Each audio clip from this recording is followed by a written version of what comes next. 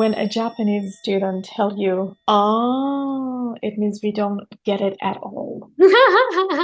Being at ILAC was the best part of my life. Wow! Hey guys, サンジンです。今日はカナダで大人気の語学学校 ILAC の先生をされていたサレさんにお話をお伺いしていきます。Thank you so much for your time, サレさん。Hi everyone! こんにちは。こんにちは。Hello! 今日はサレさんに根掘り葉掘り学校でのリアルな授業の話であったりとか、先生がどの人いらっしゃるのかって意外と謎だと思うので、そういうところをちょっとお届けできたらと思っております。では、自己紹介をサレさんお願いいたします。Yes, of course. My name is Sara and my family name is Rabani. I'm a Persian English teacher who has been teaching English for more than almost 14 years. I've been teaching English in Canada since 2 years ago, and then I started to teach English at ILAC, which is an international language school in Toronto, and that's what I'm doing. Wow. So what's like that biggest passion in teaching that it led to doing full-time after doing it part-time?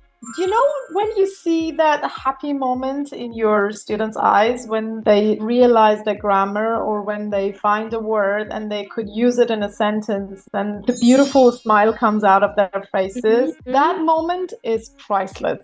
When you see the students, they're eager to learn and they're just waiting for you to say the words and they just got it. And it really made me more and more passionate about this job. This is a kind of job that you can see the result right away. And you also get direct appreciation as well. And you can actually see the person growing in front of you as a test result as well, but in person. That's really, really priceless. And now that led you more than 14 years now then. Yes, it is. Yes. Are there qualifications or tests to become a language school teacher? Yes. If you want to teach English like internationally, not in your own country, there are some degrees and some certifications can help you. I had CELTA. This certification is certificacated and given by Cambridge University. So you can have it in any country. And then when you got CELTA, you can teach in any country if like they need an ESL teacher. But also there are some like other courses like TESOL, which is teaching of English to speakers of other languages, which is very common in Canada. Many teachers got TESOL and then they got into teaching. Is there like a higher ranking between CELTA and TESOL?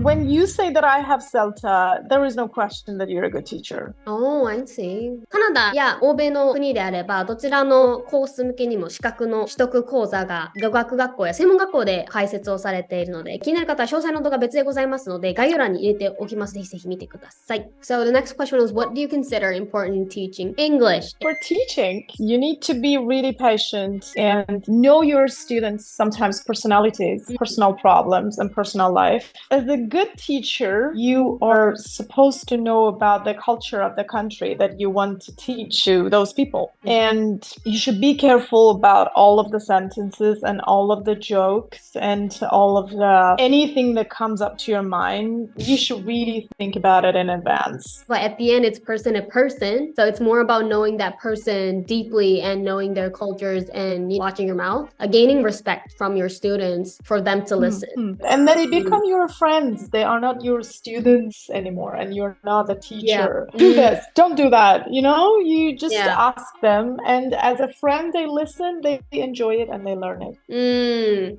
And going to the next question. How do you conduct your classes? Do you follow an existing curriculum or make your own adjustments? I usually follow the school curriculum. Like we are going to get given a pacing guide. Sometimes the school just asks you to follow a specific grammar or a reading or any special vocabulary or a context during this week. And then you can play around. You can just do the grammar first and then the reading and vocabulary and speaking and then lead into listening and then blah, blah, blah. So I don't follow anything specific. Sometimes I skip it or I try to make something bigger based on the class needs and based on the student's need. I try to change it. But mainly I try to follow the school curriculum because there are many students in the same level but in different classes. So when they hang out and then when they want to do the test, they should be at the same pages. I see. So basically the curriculum's there and you'll follow through, but at the same time you'll have flexibility to make a little more orders in different terms. Exactly. Based on the student's need, based on your time, you can change everything. That's flexible. I gotta go to the next question. 短期でも英語力は伸びますか? We get this question a lot. どうでしょう、サレさん? I have to say that it depends. It depends on what is the purpose for you. Why are you learning English? Do you want to travel around to some countries and have fun? Yes. You can learn some structure and some vocabulary that help you out and then you will survive. Yeah. Done. Easy peasy lemon squeezy. How long would that take? Maybe like 2 to 3 months? Maybe 2 months. Yes, that's possible. First of all, nothing is impossible because when I can do it, it means everyone can do it. I always tell my students here at ILAC that you're not supposed to do any magic. Just put English on the side of your life. Listen to English podcasts, listen to English music, read English books, follow English pages on Instagram. Try to write everything every day. I tell my students that what is your interest? You're into fashion, read about fashion. You're into musical instruments, read about music. You're into cooking, read about cooking. And then every night before you go to bed, write a summary. What did I hear today? What did I read today? And then compare your summary to what it really was. When you use the English that you see and you hear every day on a piece of paper, and then you see what have you learned, then you realize that, oh my God, there are some big changes are coming. I can use this grammar here. I can use this vocabulary here. I was talking to my friend about this topic, and then she used this word. So it's not just another language. It's my life with another language, and that would be really easy.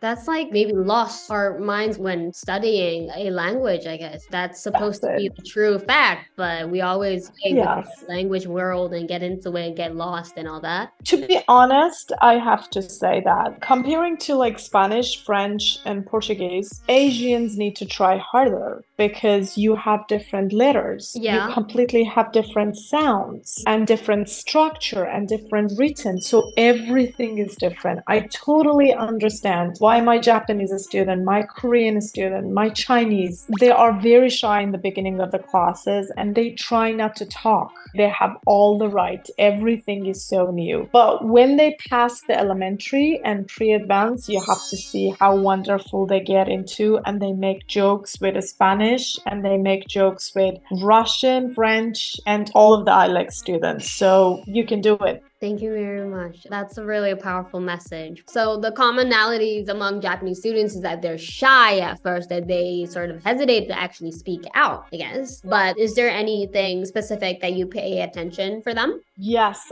Japanese students are one of the group of students that they are so polite. The first 2 or 3 months that I was teaching English, so like at the end of each part, automatically, it's something that I usually ask like, any question? Did you get it? And then all of my Japanese students always say that, just look, and it said, did you get it? This is the reaction. I thought it's a good meaning. It means they got it. But when I got into friends with them, one day, one of my students' teacher, I want to tell you something. When a Japanese student tell you, it means we don't get it at all. And then I said, really? Why didn't you tell me? He said, teacher, we are so shy. We can never tell that we don't get it, but we just show the reaction. And then now, if the students do this, I realized, okay, I need to repeat it or do something else. They didn't get it. And then the students told me that, teacher, how did you know that we are not getting it? I had a secret friend. This is something that I really need to pay attention to. They are not that much easy to come up to you and then ask you questions. But when they feel comfortable, they're going to do it. But in the beginning, it's not easy for them to come to you. More than paying attention to the gesture rather than what they're saying. Yeah. That's really Japanese. Yeah. That's adorable. Is there tips that, as a teacher, which is a school side, to message to people who's considering studying abroad? How should we choose schools? First of all, try to find a place which is not full of Japanese. All right.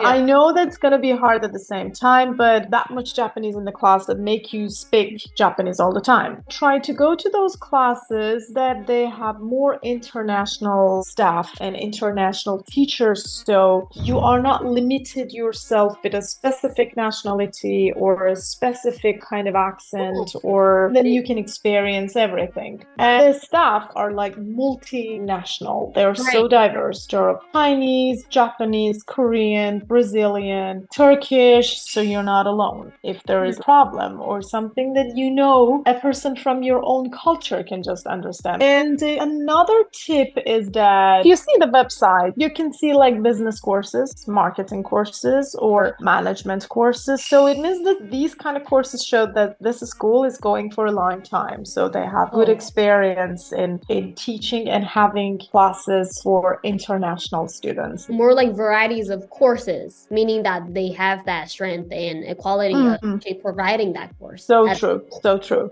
All right, that's new. And I was surprised with the second point, which was international staff and teacher, which we can get help from the staff as well, which is crucial at the same time. And I feel like ILAC has more than 10, was it, or more than 50 nationalities of staff, which is surprising. And I feel like that's a strength as well. But is there any statement that you would want to suggest or state as a teacher? Being at ILAC was the best part of my life. Whoa. The main reason that, to tell you the truth, it was the main reason that I wake up every morning, even in minus 28 degree in the morning. I have to say, the moment that students just join ILAC, I can see how scared they are, but you cannot believe how much tears are in their eyes, how much sad they are when they want to leave ILAC and then hug their friends and then they say goodbye. These moments are priceless and amazing. I know that it's sad, but it's like every day and every week I see something new at ILAC, and this is the experience of being in diverse and multicultural environment, which all are so welcome to try it. Thank you very much. That was a strong, powerful message at the same time. Separate from there, or it could be the same, but did you have a message for Japanese individuals considering studying abroad right now? It's a message to Japanese students who wants to, first of all, try it, do it very fast, don't be scared, you can do it. Japanese students really are shy at the first, but they just shoot up and they're fast learners. They're very good with homework and assignments. That's why the result is much better with the Japanese students. And I really love my Japanese students. And you can come here and experience variety of cultures and variety of foods. You are gonna love the experience here in Canada. It might be scary because you want to leave your country. Maybe it would be the first time that you want to do it, but try it. You will regret why you didn't do it sooner.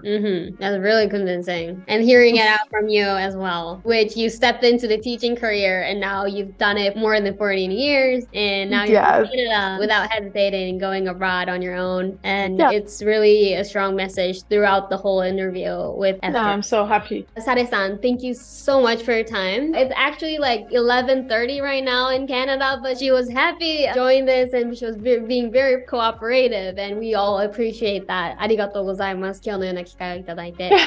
I'm so honored and I loved it. I'd love to learn about Japanese culture, and this is a promise. Please do. If you don't come to Canada, I'm gonna come to Japan. Yay! So that will be it for today. カナダだけではなく他の国でもサリさんのような素敵な先生が皆さん迎えてくださいます。LINEでは無料の留学相談を行っております。概要欄の URL から LINE の追加をいただきまして、メッセージをいただきますとスムーズにご案内いたします。So once again, thank you so much, サレさん。You're welcome so much. Thank you. Azas.